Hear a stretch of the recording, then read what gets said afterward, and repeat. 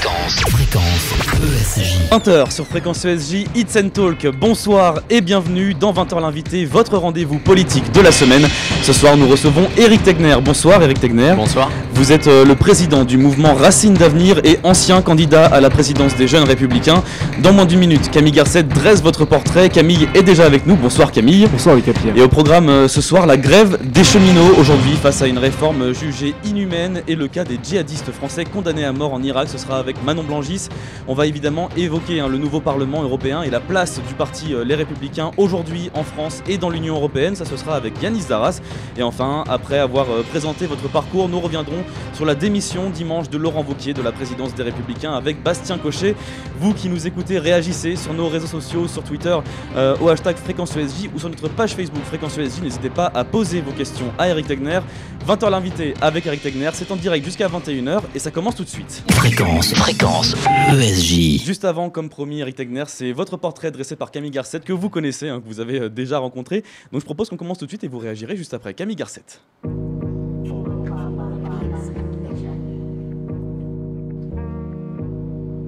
n'y a plus d'effet de surprise là. Éric Tegner, deuxième fois qu'on se rencontre depuis, qu'est-ce qui a changé? Ouais, il faut que je vous le raconte, les droites ne s'allient pas, au contraire elles s'affrontent. Monsieur Éric Tegner, va falloir laver l'affront. 8% pas très brillant, 4 fois moins qu'il y a 10 ans, mais trop de chiffres non, parlons plutôt de sentiments. La droite s'est fait gifler, bien correctement, leur prochain meeting ça serait, c'est sûr, excusez-moi, Éric Tegner, ouais vous l'avez dit vous-même, les seuls que vous pourrez concurrencer, c'est le modem où je m'attendais pas à des punchlines de votre part pour exprimer votre malaise. Je vous conseille d'écrire un rap, je vous aiderai à le kicker. Tailler Laurent Wauquiez, ça j'aime bien. D'ailleurs on en parlait dans la première émission. Laurent Wauquiez et vous, c'est pas le symbole de l'affection. J'imagine pas votre réaction au lendemain de sa démission. J'ai vite fait mon choix entre peine et jubilation. Vous prônez toujours le rassemblement de la droite. Leurs points de vue sont différents, l'union n'est pas adéquate. Mais je dois dire que vous, bah non je ne comprends pas. Allez-y, mais rejoignez-la juste un peu à droite. Le RN est juste là. Et puis entre nous, au moins vous ne perdrez pas. Bravo Camille Garcet. Éric Tegner, une réaction donc, est-ce que le portrait est assez fidèle? Disons que c'est assez fidèle, c'est un peu plus fidèle que l'année dernière, donc il y a une bonne progression. C'est ce que je voulais préciser parce qu'on a déjà fait vraiment son portrait, oui, avec son parcours, etc. Et là je voulais un peu rattacher ça aux européennes. Qui était un peu plus sévère l'année dernière, il m'avait pas loupé, mais bon. Et là, cette année, je me suis même raté, pardon. Oui, après, là où vous êtes trompé, c'est que Laurent Wauquiez, moi ça m'a fait un petit pincement de cœur malgré tout dimanche soir. Vous savez, il avait voulu m'exclure du parti, il m'a défendu alors que les centristes comme Valérie Pécresse voulaient me virer. Donc voilà, moi je pense qu'il a démissionné avec dignité, il était face à ses responsabilités. On a peu d'hommes politiques comme lui et comme beaucoup, il a souvent un procès d'insincérité. Je pense que ce soir-là, on l'a trouvé assez sincère. Et à mon avis, on pourra compter sur lui dans les années à venir. Et on en discutera de toute façon au cours de cette émission. Merci Camille Garcet. Merci. Fréquence ESJ. Avant de revenir sur votre parcours, Éric Tegner, c'est l'heure du mot du jour. La rédaction politique de Fréquence ESJ choisit chaque semaine un mot pour illustrer une actualité passée un peu sous les radars. Et le mot de ce mardi 4 juin 2019, c'est Lariboisière. L'équipe de nuit d'urgentistes de l'hôpital Lariboisière à Paris s'est mise en grève par le biais de l'arrêt maladie hier dans la nuit. Une grève pour dénoncer le manque d'effectifs et la fatigue que subissent les effectifs. Une grève que n'apprécie pas la ministre de la Santé, Agnès Buzyn. Sur France Inter, ce matin, elle dénonçait un dévoiement de l'arrêt maladie. Pour elle, ce qui s'est passé aux urgences de Lariboisière est assez inédit. Selon elle, en général, les soignants en grève viennent soigner avec un brassard pour assurer la continuité des soins. Agnès Buzyn estime que ce n'est pas bien d'agir de la sorte car ça entraîne une surcharge de travail pour les autres. La ministre reconnaît tout de même une très grosse fatigue des personnels aux urgences et plusieurs syndicats et le collectif Interurgence appellent à une journée nationale de mobilisation jeudi. La ministre de la Santé, quant à elle, assure qu'elle recevra les urgentistes dans une quinzaine de jours. Est-ce que vous trouvez ça normal, Éric Tegner, que les urgentistes refusent de venir travailler avec l'importance de leur rôle? Vous savez, je pense que tous les Français qui nous écoutent ont conscience qu'il y a un problème aujourd'hui avec les urgences.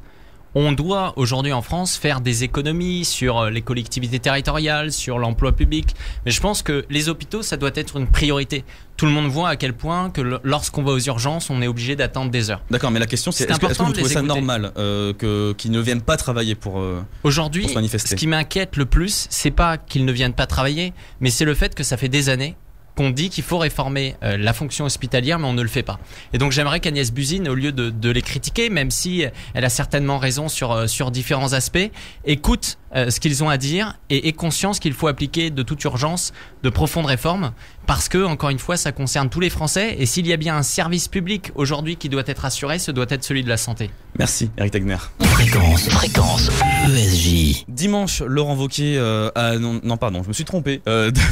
De feuilles. Avant de revenir sur l'actualité, on revient sur votre parcours, Eric Tegner, pour nos auditeurs qui ne vous connaîtraient peut-être pas, et les convictions que vous portez, les faits marquants de votre vie. On revient sur tout ça avec Bastien Cochet. Bonsoir Bastien. Bonsoir Lucas, bonsoir Eric Tegner. Bonsoir. Alors vous avez seulement 25 ans, vous êtes très jeune en politique finalement.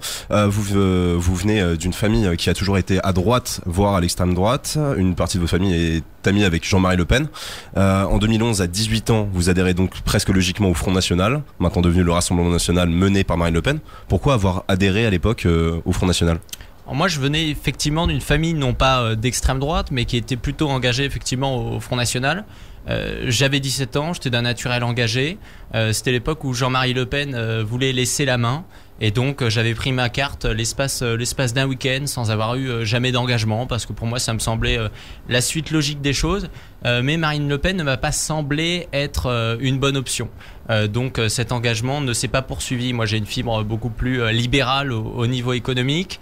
J'ai les mêmes positions à peu près sur l'immigration, mais comme les Républicains aujourd'hui ont les mêmes propositions que le Rassemblement National. Pour vous, c'était une erreur, c'était sur un coup de tête pour essayer finalement? Non, pour découvrir. J'irais pas dire que c'était une erreur, je suis pas du genre à nier, simplement j'étais engagé, c'était dans une logique familiale, donc j'ai pris ma carte, voilà, c'est tout en fait. Parfois il faut arrêter de trouver un sens, on a 16 ans, on va à un endroit, on s'engage, mais il n'y a pas eu d'engagement, j'ai jamais eu de complexe avec ça. Et mon véritable engagement, c'est au sein de l'UMP, puis des Républicains depuis maintenant, ça doit faire 7 ans. 2012. Où j'ai milité exactement. Moi, j'avais été séduit par la ligne Buisson de Nicolas Sarkozy. Je me rappelle encore de ce grand meeting au Trocadéro. C'est ça qui vous a décidé, vous avez vraiment été séduit par bah oui, vous savez, parce ce que discours. moi, 2007, la ligne de Sarkozy, c'est celle qui m'avait assez titillé. Vous savez, Sarkozy en 2007, c'était à la fois travailler plus pour gagner plus, et en même temps, on arrête l'immigration illégale et on défend notre identité. La ligne Buisson était déjà défendue en 2007, et donc ça m'avait beaucoup intéressé.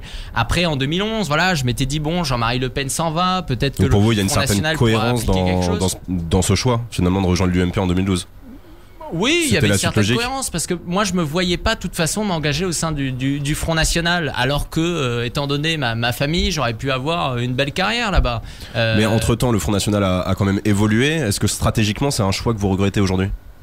Non, pas du tout. Vous savez, aujourd'hui, lorsque les Républicains ont essayé de m'exclure l'année dernière, c'était en septembre, le Rassemblement National est venu me voir, ils m'ont fait des offres de postes sur des listes électorales, etc.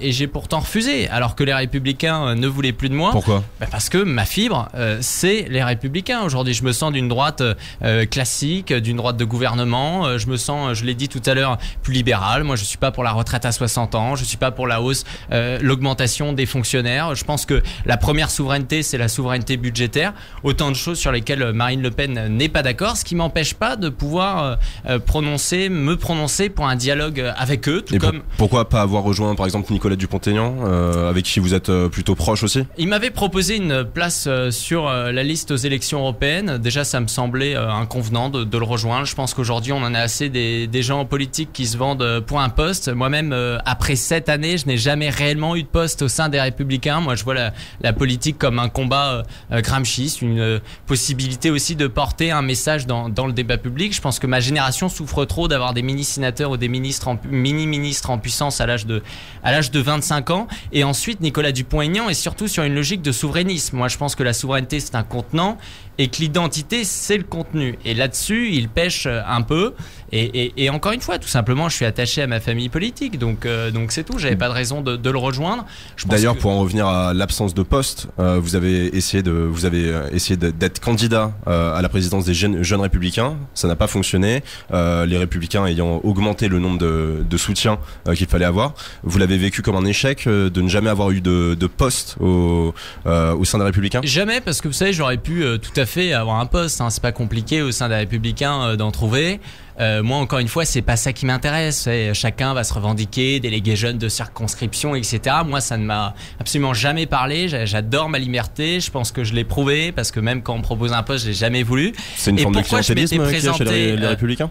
Il y a effectivement une forme de clientélisme et lorsqu'on est tenu sur des élections locales avec un électorat, etc. particulier, eh bien on est obligé d'adapter son discours. Moi, j'ai envie d'avoir une forme de liberté. Et pour revenir sur l'élection, la présidence des Jeunes Républicains, je m'étais jamais présenté pour gagner avant tout. Je voulais transformer cette élection en référendum pour ou contre l'union des droites, parce que je considérais que le vote étant anonyme, eh bien les gens pourraient du coup, la base jeune pourrait montrer qu'elle était sur mon discours. Et s'ils ont cherché à me bloquer, c'est justement parce qu'ils savaient que je pourrais gagner. Et pour moi, ça, c'était une victoire. On a porté ce discours. Et aujourd'hui, qu'est-ce qui se passe aujourd'hui ? Il se passe ce qu'on prévoyait avec les jeunes avec qui je m'étais présenté en septembre, c'est-à-dire que les Républicains vont bien être obligés à un moment donné d'aller plus vers la droite. Donc pour moi, c'est réellement une victoire. Et si je suis devant vous ce soir, c'est bien la preuve. En 2016, vous étiez engagé avec Virginie Calmels, vous étiez le président des Jeunes avec Calmels.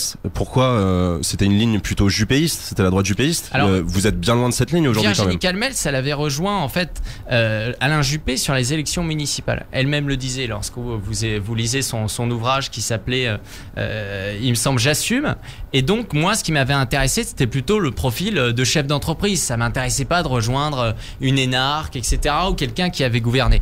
Ensuite, elle avait une fibre plus libérale, conservatrice, vous savez. D'ailleurs, elle-même riait souvent. Elle disait que, parce que vous savez, elle est mariée à Jérôme Chartier, qui travaillait avec Fillon. Elle disait souvent, en fait, Jérôme Chartier devrait être avec Alain Juppé et moi avec François Fillon. Donc ça m'avait beaucoup plu.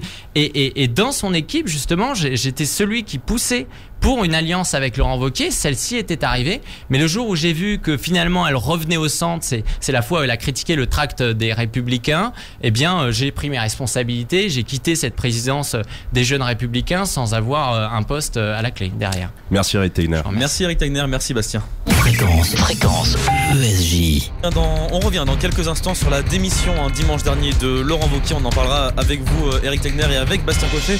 Juste avant, on écoute Big Flo et Oli avec le titre Plus tard sur Fréquence ESJ. Fréquence ESJ.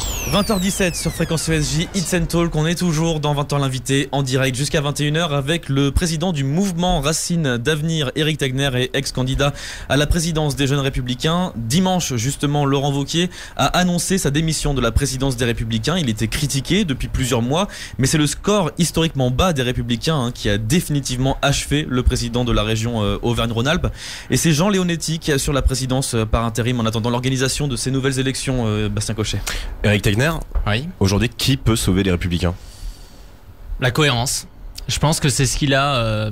C'est l'incohérence qui l'a tué à 8,5, et donc maintenant il faut pas simplement repenser les idées, il faut repenser les alliances. Parce que si les Républicains en sont au stade où ils sont, c'est parce que on ne peut pas allier la carpe et le lapin. On ne peut pas avoir un bel ami conservateur à côté d'Arnaud Danjean, on ne peut pas avoir bel ami à côté de Agnès Evren.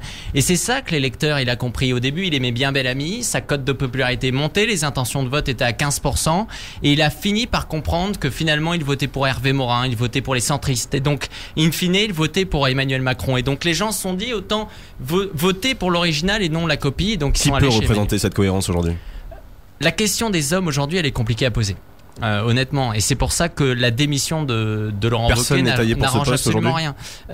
C'est compliqué. Après, ce que je sais, c'est qu'on ne peut pas avoir Valérie Pécresse à la tête des Républicains aujourd'hui. Valérie Pécresse, je ne comprends pas pourquoi elle n'a pas pris sa carte chez La République En Marche. Vous savez, Emmanuel Macron, il est en train presque de transformer les Républicains en nouveau parti allié à La République En Marche. On l'a vu cet après-midi, Christian Estrosi sur BFM TV a annoncé qu'il fallait faire des coalitions. Moi, je suis très inquiet de ça.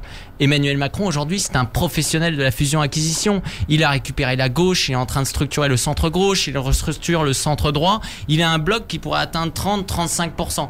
Et face à cela, eh bien, l'électeur de droite qui aujourd'hui a voté pour François-Xavier Bellamy, qui est beaucoup plus proche du Rassemblement National que de La République En Marche, il ne veut pas se fondre dans la Macronie. Mais alors, c'est quoi la solution si personne ne symbolise cette union? Peut-être une direction collégiale? Plusieurs personnes? Pour éviter une nouvelle guerre des chefs qui pourrait... Vous savez, une direction collégiale, s'ils nous mettent Gérard Larcher pour s'en occuper, moi ça ne m'intéresse pas. Gérard Larcher, c'est la même chose. Il devrait aujourd'hui rejoindre Emmanuel Macron. Et également, Gérard Larcher qui se présente aujourd'hui comme le renouvellement, c'est quand même assez amusant. Je pense que s'il y a une personnalité qui peut être intéressante, si jamais je peux répondre à votre question, c'est Bruno Retailleau. Bruno Retailleau, il est sur cette logique d'une droite plutôt conservatrice libérale. Il veut revenir sur les idées. Après, il a une problématique, c'est que lui, il est toujours pour l'alliance avec le centre. Mais il ne comprend pas que le centre, c'est Emmanuel Macron. On cherche aujourd'hui à s'allier à l'UDI, mais je suis désolé. Sur les tracts de l'UDI pendant les élections européennes, c'était marqué pour une Europe fédéraliste. L'Europe fédéraliste, c'est encore plus à gauche qu'Emmanuel Macron, qui ne va même pas jusqu'au bout de cette logique. Donc il faut couper avec l'UDI, tout comme on a coupé une année avec le MoDem, qui de toute façon finit toujours dans les bras du centre et de la gauche. Et aujourd'hui, il faut non plus faire l'ouverture à gauche, mais il faut faire l'ouverture à droite. Tout à l'heure, vous disiez que vous aviez eu un petit pincement au cœur lors de la démission de Laurent Wauquiez. Est-ce que par contre, vous avez regretté sa démission ? Est-ce qu'il aurait pu rester encore un petit peu plus longtemps ? Est-ce qu'il aurait dû partir depuis plus longtemps, au contraire ? Non, je pense pas qu'il pouvait partir avant. Vous savez, il avait été élu par 70% des adhérents des Républicains. La ligne des Républicains, en tout cas les adhérents, sont beaucoup plus sur sa ligne que celle de Valérie Pécresse, de Geoffroy Didier ou de Gérard Larcher. Après, je vais pas critiquer son choix. Voilà, pour vous, la majorité des adhérents des Républicains se trouve plutôt à la frange de droite ? Mais c'est évident. Vous êtes déjà allé dans un meeting des Républicains ? Vous savez, à l'applaudimètre, c'est les sujets d'identité, c'est les sujets d'immigration qui gagnent. Depuis des mois, je suis sûr que vous étiez les premiers à dire que entre Laurent Wauquiez et le Rassemblement National, sur les sujets d'immigration, il n'y avait aucune différence. Laurent Wauquiez, celui qui a été plébiscité par les adhérents en septembre 2017, c'est lui qui disait, on s'en souvient tous, en 2015 au Conseil National des Républicains, c'est aux étrangers de s'adapter à la République et ce n'est pas à la République de s'adapter aux étrangers. Moi, je trouve que c'est extrêmement clair sur le sujet aujourd'hui. Mais c'est vrai, il y a une tentative d'OPA aujourd'hui du centre sur la droite et face à cela, il faut reconfigurer nos alliances. C'est la raison pour laquelle je pense que, alors qu'il y a des Macron compatibles, il faut être capable d'avoir des Marion compatibles, une personnalité qui aujourd'hui peut aider les Républicains effectivement, également elle peut les aider à avoir un pont vers d'autres partis plus à droite. Ça ne veut pas dire faire une fusion. Vous savez, parfois on va me dire oui, mais quand pour vous, il faut abandonner les Républicains, il faut rejoindre le Rassemblement National plutôt. Non, vous savez, aujourd'hui, c'est les électeurs qui sont en train d'abandonner les Républicains. Donc, il faut récupérer les électeurs. Et pour récupérer les électeurs qui sont partis à 17% chez le Rassemblement National, il faut reconfigurer une droite qui est fière de ses valeurs, une droite qui s'assume. Parce que l'électeur, il est toujours déçu. Vous savez, c'était sous Nicolas Sarkozy déjà. Nicolas Sarkozy, il avait promis le Karcher et on a eu Kouchner. C'est toujours la même chose qui se passe lorsqu'on est trahi par les Républicains. Et Laurent Wauquiez, il avait essayé depuis 2 ans d'avoir une cohérence, d'être sur ce discours. Après, il a été trahi par des personnalités comme Geoffroy Didier et ça, je le regrette. Merci Eric Tegner. Merci Bastien Cochet. Fréquence ESJ. N'hésitez pas à réagir sur nos réseaux sociaux et poser vos questions à Eric Tegner sur Twitter avec le hashtag Fréquence ESJ ou sur notre page Facebook Fréquence ESJ. Et à l'heure de la reconstruction politique en France, l'avenir du parti Les Républicains est plus qu'incertain. On en discutait juste avant, on en discute encore avec Anis Daraz. Bonsoir. Bonsoir Lucas, bonsoir Eric Tegner. Bonsoir. Et première question, est-ce que les Républicains ont encore leur place dans le paysage politique français aujourd'hui ? Elle peut avoir sa place, mais aujourd'hui elle arrive quasiment dans le mur. La droite, en revanche, peut avoir une place. Et c'est ça qui m'intéresse. Donc c'est quoi aujourd'hui ? On doit tout rebâtir en fait ? Pas seulement les Républicains, mais aussi le Rassemblement National, peut-être des partis plus à droite, enfin plus au centre du moins ? Moi, vous savez, ce que fait le Rassemblement National, ça ne m'intéresse pas. Je ne vais pas faire d'ingérence avec le Rassemblement National. Aujourd'hui, ce qu'il faut, c'est reconfigurer un parti de droite qui puisse rassembler les souverainistes, qui puisse rassembler les gaullistes, qui puisse rassembler les conservateurs et qui soit fier de ses valeurs. Si votre question, c'est de dire, est-ce que les Républicains peuvent être morts dans 2 ans ? Ma réponse est oui. C'est une réalité. Pourquoi aujourd'hui ils peuvent être morts dans 2 ans alors ? Pourquoi ils n'arrivent pas à comprendre que c'est aujourd'hui qu'ils doivent jouer leur dernière carte ? Parce que nous avons aujourd'hui une déconnexion entre les cadres du parti et la base des Républicains. Une déconnexion qui s'est opérée dès les années 90 et surtout avec la création de l'UMP, où finalement le RPR est devenu l'UDF, où il y a eu un embourgeoisement du parti de droite, de la même sorte qu'au Parti socialiste, qui a abandonné les classes populaires et qui s'est converti au rocardisme. Donc en fait, les principales idées de la droite, elles ont été abandonnées au fil du temps, c'est ce que vous Elles ont été abandonnées, je pense qu'on a manqué de cohérence et que finalement, le Rassemblement National a remplacé le RPR. Et c'est pour ça qu'aujourd'hui, je pense qu'il ne faut pas jeter d'anathème sur le Rassemblement National. Après, on a notre particularité, on peut la défendre. Je pense qu'on a Mais c'est quoi justement votre particularité entre La République En Marche qui attire plutôt les centristes, les modérés, et le Rassemblement National qui attire plutôt les identitaires? C'est quoi votre particularité? Si votre question c'est de me dire quelle est la particularité entre En Marche et Valérie Pécresse ou En Marche et Gérard Larcher, il n'y en a pas. C'est ça le problème. C'est qu'ils devraient justement rejoindre Emmanuel Macron, rejoindre leurs amis comme Gérald Darmanin, comme Édouard Philippe. Vous savez, ils travaillaient souvent dans la même équipe. Et c'est ça qui nous sème la convulsion. Aujourd'hui, quelle est la particularité d'un parti de droite? C'est que d'abord, il pourrait vouloir la baisse de la dépense publique, la baisse du nombre des fonctionnaires. Vous savez, Emmanuel Macron qui avait promis 120 000 fonctionnaires en moins via le non-remplacement d'un fonctionnaire sur deux, l'a abandonné très récemment. Également, je pense que sur les thématiques d'immigration, nous avons un mot à dire. Emmanuel Macron, aujourd'hui, il a délivré, il me semble, 270 000 titres de séjour. Pourtant, l'immigration, c'est aussi un thème fort au sein du Rassemblement National. Donc, s'il y a trop peu de différence, est-ce que vous pensez que les électeurs, ça joue en leur faveur? Mais votre première question, c'était quelle est la différence entre La République En Marche et les Républicains? Aussi avec le Rassemblement National. Maintenant, quelle est la différence entre les Républicains et le Rassemblement National? C'est tout simplement l'économie aujourd'hui. Même si, effectivement, ces divergences tendent à s'estomper, on le voit notamment avec le refus de sortir de l'euro de Marine Le Pen ou avec le départ de Florian Philippot du Rassemblement National. En revanche, on a des vraies thématiques. Marine Le Pen, elle est pour la retraite à 60 ans. Marine Le Pen, elle ne veut pas aujourd'hui baisser la dépense publique. Là-dessus, on a un mot à dire. Après, on a une histoire également qui va être différente. Vous savez, lorsqu'on entendait dimanche sur LCI Marion Maréchal, vous voyez bien qu'il y avait des différences nettes entre Marion Maréchal et Marine Le Pen. Marion Maréchal aujourd'hui qui correspond plus à un ADN des Républicains. D'ailleurs, il me semble, je sais pas si donc vous avez vu l'interview. Donc on doit s'attendre à peut-être une possible alliance avec Marion Maréchal-Le Pen alors? Je parlerai pas d'alliance. Marion Maréchal n'est pas revenue en politique. Je pense qu'il faut entamer un dialogue. Vous savez, les Républicains pendant des années se sont alliés avec l'UDI. C'est pas pour autant qu'ils ont fusionné avec l'UDI. Chacun avait ses particularités de différence, notamment au niveau de l'électorat, parce que l'électorat des Républicains, il est également un peu plus bourgeois. C'est cette bourgeoisie conservatrice, il va être un peu plus urbain, alors que l'électorat du Rassemblement National, ça va être les classes populaires. Et ce qu'il faut aujourd'hui, c'est sortir justement du schéma proposé par Emmanuel Macron, qui est entre les gagnants de la mondialisation et les perdants de la mondialisation, qui sont les électeurs du Rassemblement National. Et justement, en formant ces coalitions entre les Républicains et le Rassemblement National, on peut permettre de sortir de ce duel mortifère de lutte des classes en rassemblant deux types d'électorats différents. Aujourd'hui, les Républicains doivent continuer sur cette ligne un peu conservatrice que Laurent Wauquiez a mise en place? Je pense qu'on l'a bien vu durant cette campagne des européennes, il y a une ferveur qui était réelle avec François-Xavier Bellamy. Vous savez, moi ça m'amuse beaucoup quand certains comme Geoffroy Didier disent que c'est la ligne conservatrice qui a perdu. Geoffroy Didier, je ne sais pas si vous avez suivi, mais 2 heures à peine après avoir vu les résultats, il a dit que c'était la faute de François-Xavier Bellamy, de sa ligne conservatrice, de ses positions sur l'IVG, etc. Très bien. Il peut tout à fait considérer ça. Mais dans ce cas-là, pourquoi a-t-il accepté d'être directeur de campagne de François-Xavier Bellamy alors qu'il avait dû certainement lire ses ouvrages et ses nombreuses tribunes dans les journaux avant qu'il ait été choisi? Donc c'est l'incohérence aussi qui a tué un peu la droite aux élections européennes? En fait, sur Geoffroy Didier, on peut même pas parler d'incohérence parce qu'il n'y a jamais eu de cohérence. Geoffroy Didier, je pense qu'il n'a pas d'idée. C'est un arriviste. On est aujourd'hui beaucoup trop tenu par ces vautours de la politique comme Geoffroy Didier, encore comme Hervé Morin. Hervé Morin, le 15 mai dernier, durant un meeting à Paris, il a même dit « J'ai vu une étoile naître dans le ciel »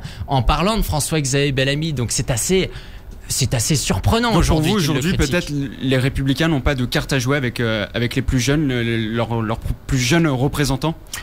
Si, justement, je pense qu'il y a une jeune garde qui est en train de monter. Après, cette jeune garde, elle a des positions plutôt dures sur l'immigration, mais elle doit sortir de ce vieux schéma érigé par les 68ards, par les baby boomers qui votent majoritairement aujourd'hui pour Emmanuel Macron et qui font croire qu'il faut toujours donner des gages à la gauche. Merci Eric Tegner. Merci Yanis. Simplement Eric Tegner, l'info est tombée il y a quelques minutes. Gérard Larcher annonce une convention nationale de la droite et du centre en octobre. Bonne nouvelle, mauvaise nouvelle? Quelle réaction? Qu'est-ce que ça veut dire?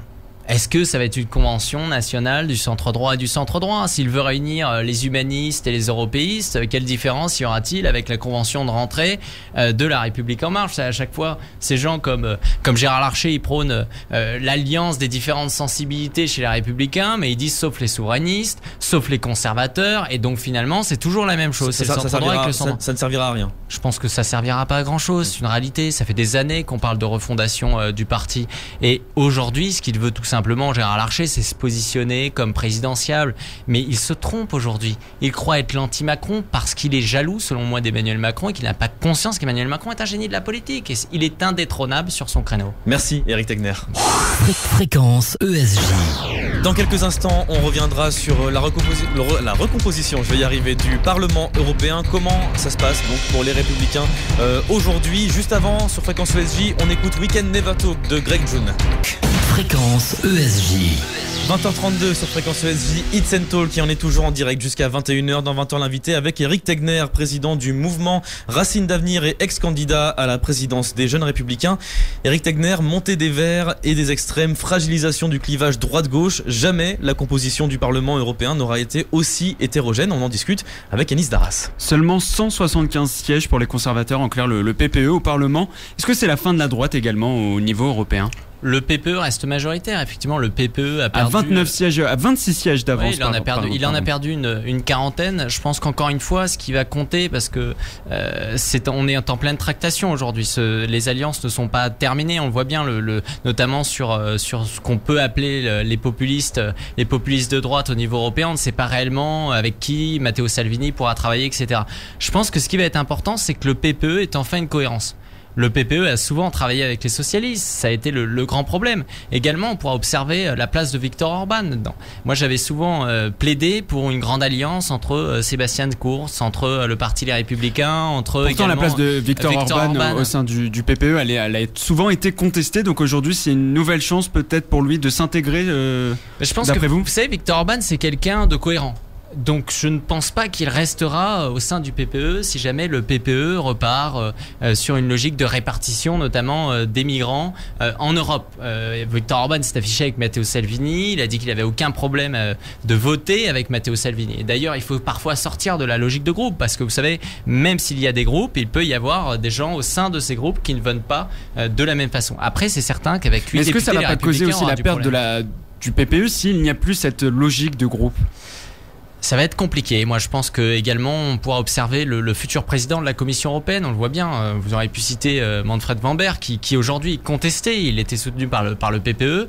Il ne sera certainement pas le président de la Commission européenne. On va sortir de la logique du Spitzenkandidat parce qu'aujourd'hui Emmanuel Macron pousse justement à ce qu'il y ait d'autres candidats. Ça peut être Michel Barnier, et on va voir aussi la LDE qui sera peut-être capable de travailler avec les Verts. Moi, ce que j'espère, c'est que le PPE sera capable de travailler avec les populistes de droite, mais c'est vrai, j'ai beaucoup de doutes. Mais vous n'avez pas peur de voir justement une grande alliance plutôt à gauche et au centre sur des thèmes assez importants, notamment l'écologie peut-être, sur des thèmes sociaux?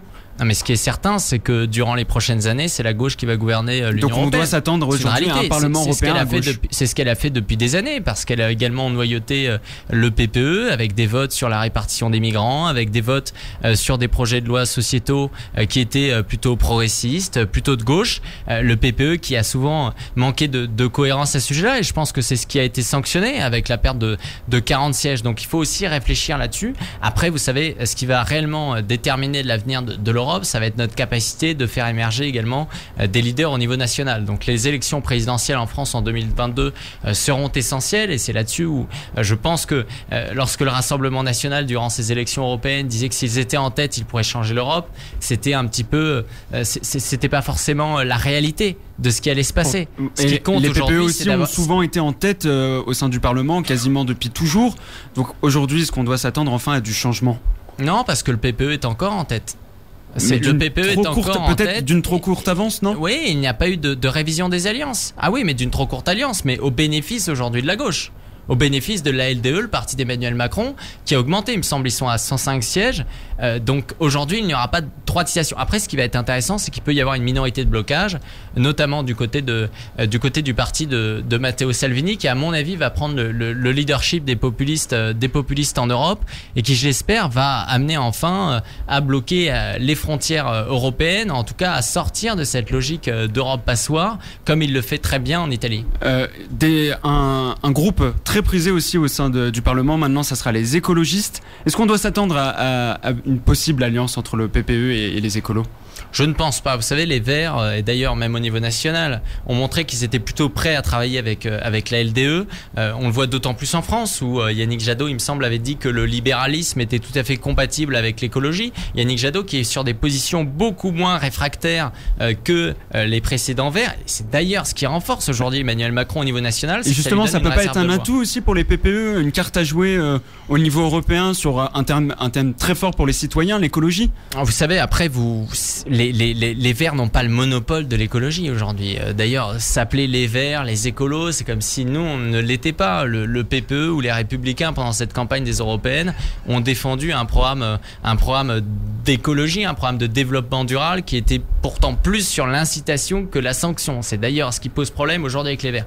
Ce qui est certain, après je ne fais pas de l'analyse politique, c'est que les Verts ont un poids majeur demain et qu'ils ont une capacité effectivement de s'allier avec différents groupes. Ils ont pu faire déjà dans le passé passer différentes lois. Moi, ce que j'espère, c'est qu'ils ne vont pas sanctionner nos agriculteurs qui aujourd'hui ne cessent d'avoir des normes qui leur coûtent énormément cher. Moi, je veux rappeler que aujourd'hui, il y a de plus en plus de suicides d'agriculteurs aujourd'hui en France qui font un travail formidable et qui pourtant sont très peu rémunérés. Souvent, ils n'arrivent pas à gagner leur vie. Et ça, c'est à cause de la technocratie de Bruxelles, poussée par les Verts qui pourtant le PPE encore une fois était à la tête du Parlement européen avec la PAC notamment. Pendant que le budget a été voté. Vous savez, j'ai aucun complexe avec ça. Hein. Moi, j'avais intervenu, j'avais d'ailleurs écrit une tribune il me semble dans Valeurs Actuelles pendant la campagne des Européennes où j'avais critiqué la position du PPE. J'avais dit que on ne gagnerait pas et on serait sanctionné si on n'était pas capable de trancher notre position, notamment vis-à-vis de Viktor Orban. J'avais également écrit une tribune dans l'Opinion pour soutenir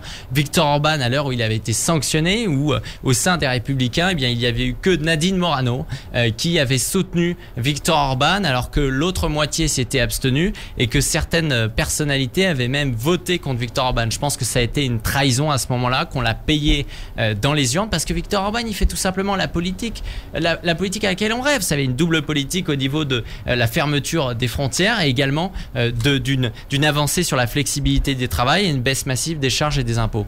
Merci Eric Tegner. Merci Yanis Darras. Fréquence ESJ. 20h39 sur Fréquence ESJ, It's & Talk. Je rappelle simplement à nos auditeurs que si vous avez une box Orange, vous pouvez nous écouter sur votre box Orange. Vous allez dans la partie radio et vous trouvez Fréquence ESJ puis nous écoutez. On est toujours en direct jusqu'à 21h avec Eric Tegner, président du mouvement Racines d'Avenir. Eric Tegner, 2 djihadistes français ont été condamnés à mort lundi par la justice irakienne. Au total, c'est 11 ressortissants français qui sont condamnés à mort pour appartenance à l'État islamique. Bonsoir Manon Blangis. Bonsoir Lucas Pierre, bonsoir Eric Tegner. Bonsoir. Vous êtes pour ou contre le fait de rapatrier les djihadistes ? Je pense qu'il faudrait un grand Nuremberg des djihadistes aujourd'hui. C'est une proposition qui avait été notamment portée par Laurent Wauquiez pour essayer justement de montrer au monde qu'on est capable de sanctionner, d'avoir la même politique. Et c'est cette complexité qui fait qu'aujourd'hui la situation en Irak est particulière. Après, j'aimerais rappeler quelque chose au niveau de cette décision qui a été prise par la justice irakienne. C'est que le gouvernement français cette semaine a rappelé, après analyse, qu'il y avait bien eu un procès dans les formes. Moi, c'est ce qui m'intéresse. C'est Jean-Yves Le Drian, donc ministre des Affaires. Exactement, qui l'a dit, et là-dessus, il faut le saluer. Vous savez, même si on fait pas partie du même parti politique, moi, je salue son analyse. Je pense que c'est important aujourd'hui de vérifier qu'il y a une justice qui est neutre, qui est équilibrée dans tous les pays, et c'est le plus important. Après, il n'y a pas d'ingérence à faire. Moi, je suis contre la peine de mort. Ça ne fait évidemment pas partie de ma culture politique. Ça ne fait pas partie de la culture française ni européenne. Après, je ne vais pas tomber dans une logique d'ingérence. Voilà. Chacun a son histoire différente. Pour vous, ce n'est pas à la justice française de les juger ? C'est à la justice française. Pourquoi ça serait à la justice française de les juger? C'est eux qui ont choisi de façon naturelle de partir là-bas. L'Irak, en Irak, ils ont commis des crimes. Ils ont quand même souvent participé à des tueries. Donc aujourd'hui, ça me semble logique qu'ils puissent tout simplement sanctionner la justice irakienne. Ça reste des citoyens français. Ça reste des citoyens français, mais vous savez, encore une fois, je pense que l'idéal aujourd'hui, ça serait ce fameux Nuremberg des djihadistes. Parce que c'est une situation extrêmement compliquée aujourd'hui d'avoir des Français qui partent à l'étranger, qui choisissent d'aller faire le djihad. Après, je ne suis pas dans cette logique. Certains ont pu, pendant notamment le quinquennat précédent, prôner la déchéance de nationalité. Parce que je pourrais vous répondre comme ça en disant oui, mais au final, ce ne sont pas réellement des Français. Moi, je suis opposé à la déchéance de nationalité. Je pense qu'à un moment donné, lorsqu'on donne la nationalité à un étranger, la nationalité française, eh bien, ça a cette force de pouvoir le protéger. Et c'est bien pour ça que je pense qu'aujourd'hui, il faut être beaucoup plus sévère pour donner la nationalité française. Il faut arrêter de le donner à n'importe qui. Il faut demander une logique d'assimilation. Comment on ferait? Parce que qu'est-ce que vous imaginez en fait? Lorsqu'on observe aujourd'hui ces djihadistes qui sont souvent d'ailleurs à la base d'origine, il me semble qu'il y a des. Je ne vais pas tomber dans. Je ne vais pas essayer de victimiser tel ou tel pays, mais il me semble que la majorité viennent plutôt de pays d'Afrique du Nord. Ce sont des djihadistes qui sont des Français qui sont d'origine étrangère, qui pour la plupart ont acquis la nationalité française ou sont des fils d'immigrés, et le français lambda, il se dit mais il est pas français, parce qu'un français il peut pas faire ça. On est bien d'accord, il y a une histoire aujourd'hui sur les droits de l'homme en France. Qu'un Français donc qui n'a pas d'origine africaine par exemple, donc du nord de l'Afrique, pourrait pas être djihadiste. Il y a eu des cas de djihadistes qui étaient totalement français d'origine aussi. Ah oui, non mais ça peut arriver. Ce dont je parle, c'est au sujet d'une majorité. Le fait est qu'aujourd'hui, la majorité, je pense que vous devez avoir les chiffres devant moi, la majorité de ces djihadistes qu'on est en train de juger, ils sont d'origine étrangère. La majorité des personnes, des terroristes du Bataclan étaient d'origine étrangère. C'est une réalité. Moi, je ne vois pas aujourd'hui de Français intégrés depuis d'origine des étrangère, années, certes, d'origine étrangère, certes, Eric Tegner, mais français quand même. Oui. Et donc, la justice française devrait, en tout cas, le gouvernement français devrait les rapatrier. Est-ce que la justice, est-ce que vous êtes d'accord avec ça ou pas? On doit les laisser se faire juger par la justice irakienne absolument. Moi, je pense, et risquer le fait il n'y a pas d'ingérence à faire aujourd'hui. Voilà, les Irakiens, ils étaient sur le sol irakien, ils ont commis des crimes sur le sol irakien, ils ont d'ailleurs tué des Irakiens. Donc je pense que le gouvernement irakien a une légitimité de pouvoir les condamner. Justement. Moi, excusez-moi, laissez-moi terminer. Si jamais il y avait un djihadiste qui venait d'Arabie Saoudite et qui venait commettre des attentats en France, tout comme le Bataclan, est-ce que vous seriez pour qu'on renvoie ces djihadistes d'Arabie Saoudite en Arabie Saoudite? Moi, je ne pense pas. Je serais heureux aujourd'hui que la justice française puisse les juger. Et je n'autoriserai pas qu'il y ait de l'ingérence de la part de l'Arabie Saoudite. Et c'est exactement la même chose. Et je pense qu'il faut le respecter. Oui, mais le problème aussi, c'est que ces djihadistes, justement, ont été arrêtés en Syrie. C'était un groupe qui était en Syrie, qui opérait en Syrie. Et c'est l'Irak qui les a récupérés parce que la justice française n'avait pas de lien avec les partis kurdes. Donc, est-ce que vraiment l'Irak est légitime pour les juger? C'était pas forcément un Irak. Mais le problème vient de la situation en Syrie aujourd'hui. Une situation extrêmement compliquée parce que la Syrie n'est pas en état de paix aujourd'hui. L'Irak aujourd'hui essaie de s'en occuper, mais ça c'est dans le cadre d'accords qu'ils ont ensemble. Là vous me parlez de la France. Aujourd'hui je suis pas là pour défendre la Syrie. Ce sont des accords qui sont mis en place parce que la Syrie aujourd'hui n'a pas la possibilité de s'occuper de ces djihadistes. Et donc les Irakiens le font et je pense qu'ils le font très bien. C'est-à-dire qu'une condamnation à mort, ils font très bien. La justice est très bien faite. Encore une fois, je pense il n'y a pas d'ingérence à faire. Simplement, la justice française et la France de manière générale condamne, vous l'avez dit, condamne la peine de mort.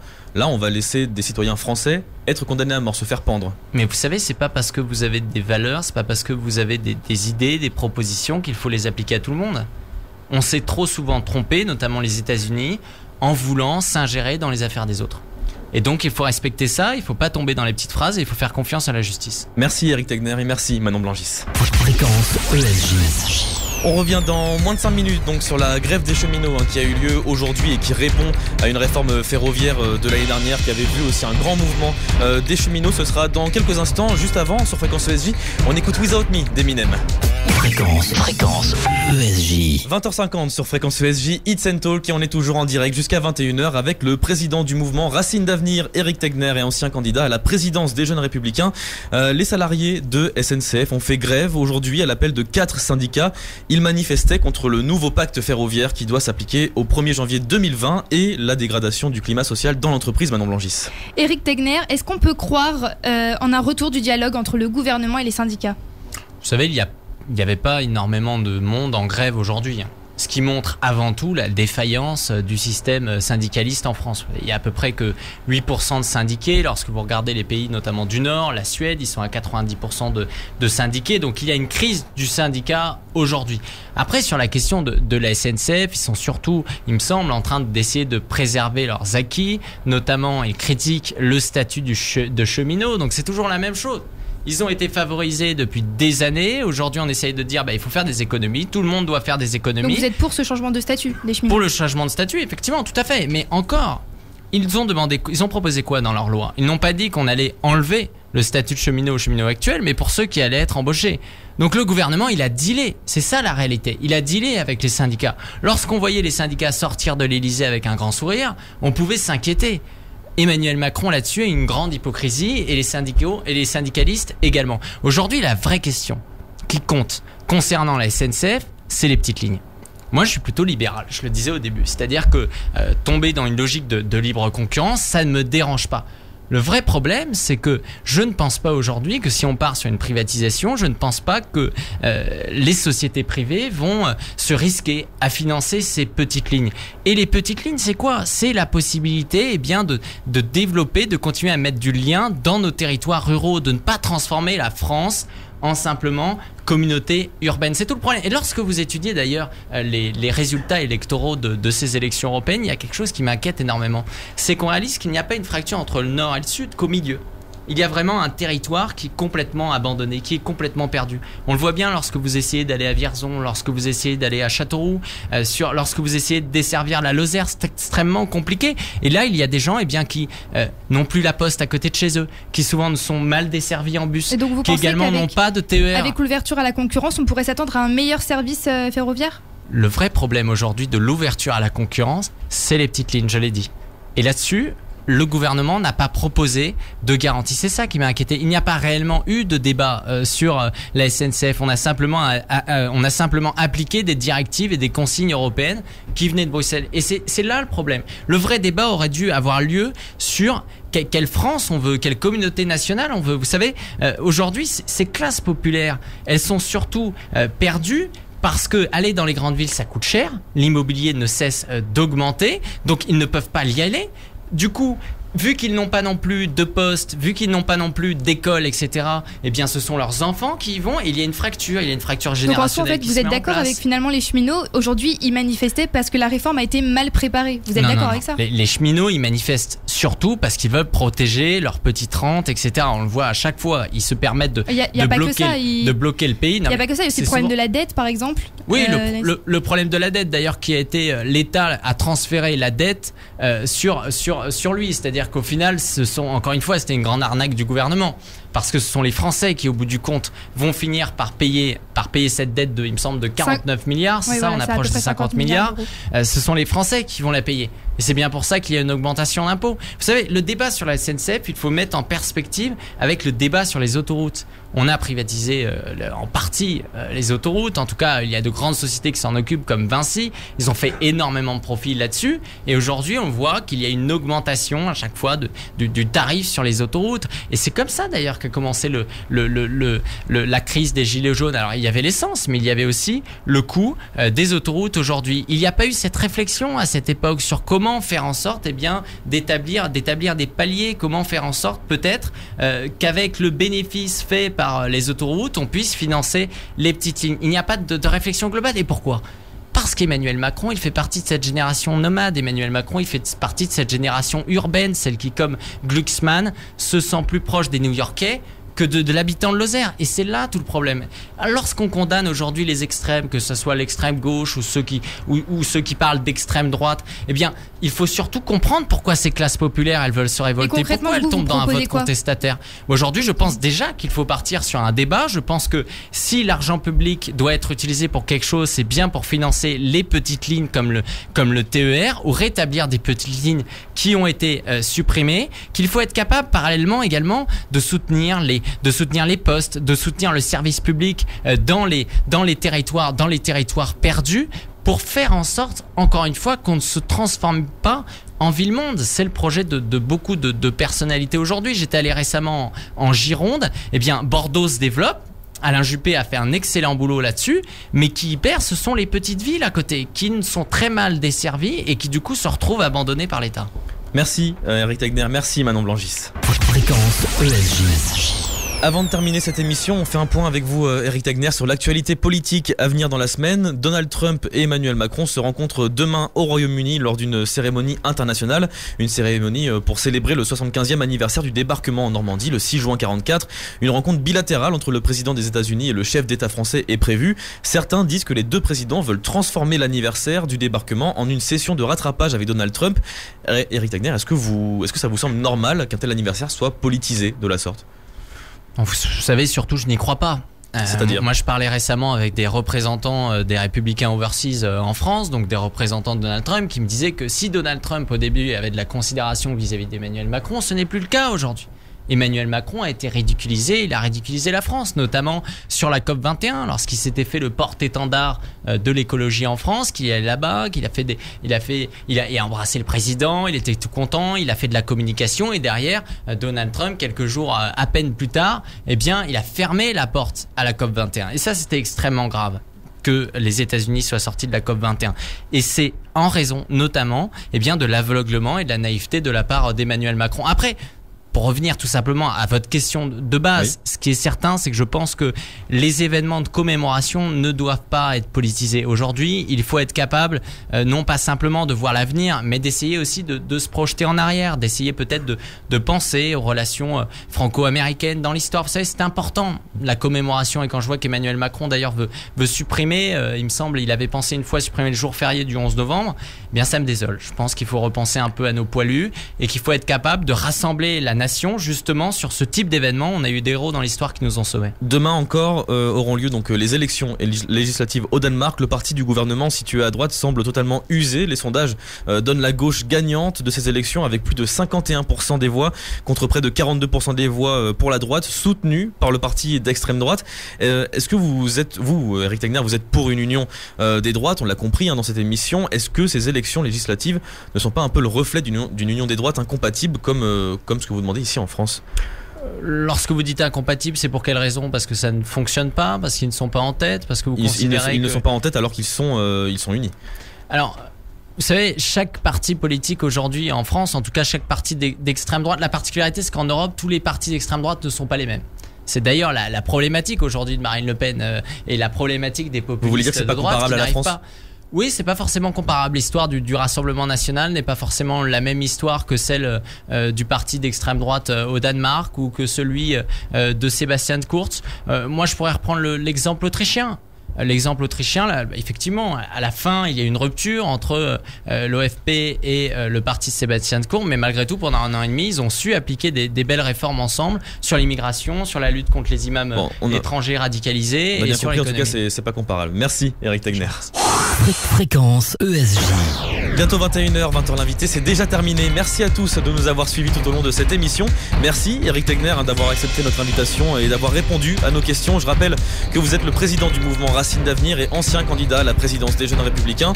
Votre prochain rendez-vous sur Fréquence ESJ, c'est dès demain 7h-9h en direct avec toute l'équipe de l'Actuel. Demain, ne ratez pas Storytelling en direct de 20h à 21h. Nous serons avec le fils de Serge Gainsbourg et Bambou, Lulu Gainsbourg, qui sera avec toute l'équipe de Storytelling pour évoquer sa vie, son parcours, son dernier album Tequila sorti l'année dernière, mais aussi son quatrième album à venir. Quant à nous, on se retrouve la semaine prochaine, même heure, 20h, 21h en direct. Passez une très bonne soirée en musique sur Fréquence ESJ. À très vite. Fréquence ESJ.